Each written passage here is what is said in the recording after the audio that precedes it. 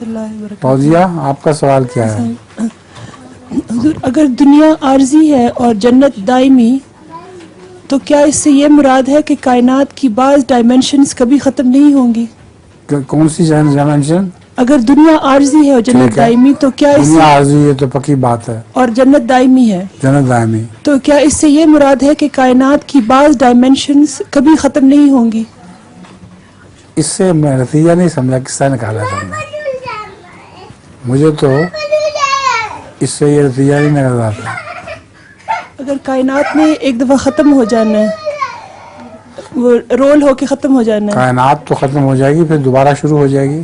تو جنت کہاں ہوگی؟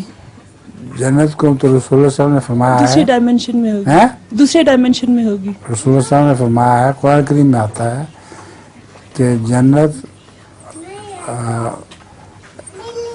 ساری کائنات پر حاوی ہے۔ تو صحابہ نے سوال کیا کہ یا رسول اللہ، اگر ساری کائنات پر حاوی ہے تو جہنم کہاں ہے؟ آپ نے فرمایا وہ بھی وہی ہے، وہ تم لوگوں کو شعور نہیں ہے۔ تو یہ جو ہے نا تیسرے چوتھے ایک ڈائمنشن جس کا لوگوں کو تصور نہیں تھا، یہ اس زمانے میں آ کے اب شروع ہوا ہے۔